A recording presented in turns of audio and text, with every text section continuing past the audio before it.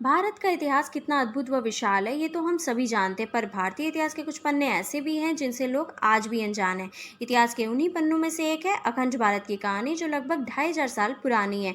हिंद महासागर से लेकर हिमालय की चोटी और आधुनिक भारत के पड़ोसी देश जैसे कि अफगानिस्तान, नेपाल, भूटान, म्यांमार, बांग्लादेश और श्रीलंका, ये सब पहले प्राचीन भारत का ही हिस्सा थे। पर पिछले 800 सालों में हमारे अखंड भारत पर न जाने कितने बार हमले हुए और हर बार भारत का कोई न कोई क्षेत्र अलग होता चला गया।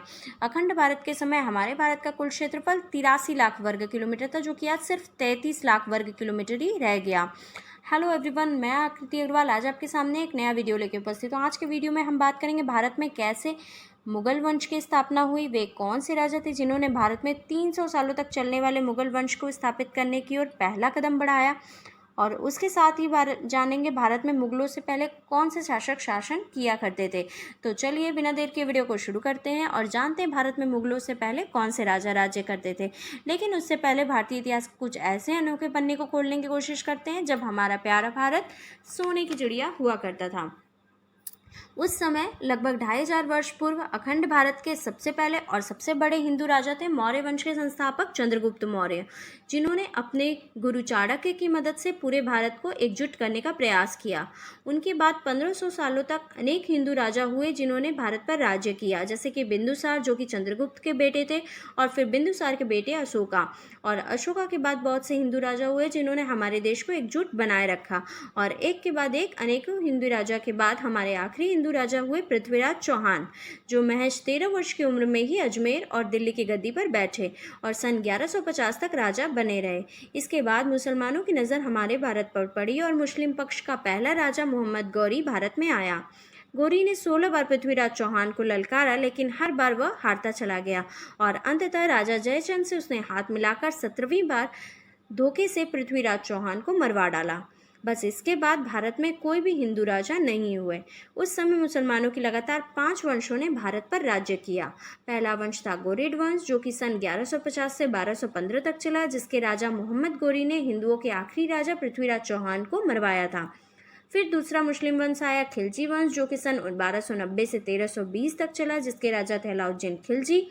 इसके बाद आता है तुगलक वंश, जो कि सन 1320 से 1413 तक चला, और इसके बाद आता है सैयद वंश, और सबसे लास्ट में आता है लोधी वंश, जो कि 1451 से 1526 तक चलता है, जिसके आखिरी राजा थे इब्राहिम लोधी, जो कि सन 1517 में अपने पिता सिकंदर की मौत के बाद दिल्ली का सुल्तान बनते हैं और जिसने लगभग 9 साल तक दिल्ली पर शासन किया। इसके बाद सन 1526 में मुगल सल्तनत की भारत में एंट्री होती है, जिसका पहला शासक था बाबर, जिसने दिल्ली की गद्दी में इब्राहिम लोधी को पानीपत की पहली लड़ाई जीतकर हटाया था और भारत पर पहली बार मुगल साम्राज्य की स्थापना की थी। और इस तरह से शुरू होती है भारतों में मुगल की दास्तां। लेकिन भारत में मुगल की कहानी में आगे बढ़ने से पहले ये जान लेते हैं कि आखिर मुगल कौन थे। अगर बात करें मुगलों की, तो ये 2 शासकों के वंशज थे। माता की ओर से वे मंगोल शासक चंगेज खान से संबंध रखते थे, जो कि चीन और मध्य एशिया के कुछ भागों पर राज्य किया करता था, और पिता की ओर से वे तैमूर के वंशज थे, जिसकी मृत्यु 1404 में हुई थी। सन 1526 से लेकर 1857 तक भारतीय उपमहाद्वीप में मुगलों ने राज्य किया। भारत में मुगल सल्तनत की शुरुआत करने वाला पहला मुगल बादशाह बना था बाबर, जो कि उज्बेकिस्तान से भारत आया था। बाबर के बाद आगे चलकर मुगल वंश में हुमायूं, अकबर, जहांगीर और शाहजहां जैसे राजा हुए।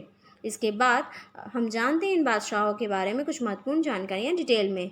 अगर बात करें पहले मुगल बादशाह की, जो कि बाबर था, तो उसका कार्यकाल 1526 से 1530 तक माना जाता है। बाबर ने सन 1526 में पानीपत के मैदान में इब्राहिम लोदी व उसके अफगानी समर्थकों को हराया था।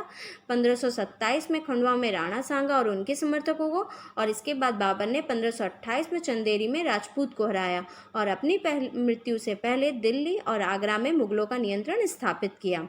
इसके बाद आता है हुमायूं, जिसका कार्यकाल 1530 से 1540 व 1555 से 1556 तक माना जाता है। हुमायूं ने अपने पिता की वसीयत के अनुसार जायदाद का बंटवारा किया था, जिसमें प्रत्येक भाई को एक एक प्रांत मिला था। उसके भाई मिर्जा की महत्वाकांक्षाओं के कारण हुमायूं अपने अफगानी प्रतिद्वंदियों के सामने कमजोर पड़ता चला गया और शेर खान ने उसे 2 बार हराया। 1539 में चौसा में और 1540 में कन्नौज में। इसके बाद वह ईरान चला गया और 1555 में दिल्ली पर पुनः कब्जा कर लिया, परंतु अगले ही साल एक इमारत की दुर्घटना में उसकी मृत्यु हो गई। हुमायूं के बाद कार्यकाल आता है अकबर का, जिनका कार्यकाल सन 1526 से 1605 तक माना जाता है। 13 वर्ष की छोटी सी आयु में ही अकबर सम्राट बन गया था। अपने शासन के अंतिम वर्षों में अकबर की सत्ता राजकुमार सलीम की वजह से लड़खड़ाने लगी और यही सलीम आगे चलकर जहांगीर बने। जहांगीर का कार्यकाल की अगर बात करें तो वो 1605 से 1627 तक माना जाता है। जहांगीर ने अकबर के सैन्य अभियानों को आगे बढ़ाया और जहांगीर के शासन के अंतिम वर्षों में राजकुमार खुर्रम ने उनके खिलाफ विद्रोह कर दिया। यही राजकुमार खुर्रम आगे चलकर शाहजहां के नाम से प्रसिद्ध हुए। आज के वीडियो में बस इतना ही। For more such interesting video, like and subscribe my channel. Thank you. Bye bye.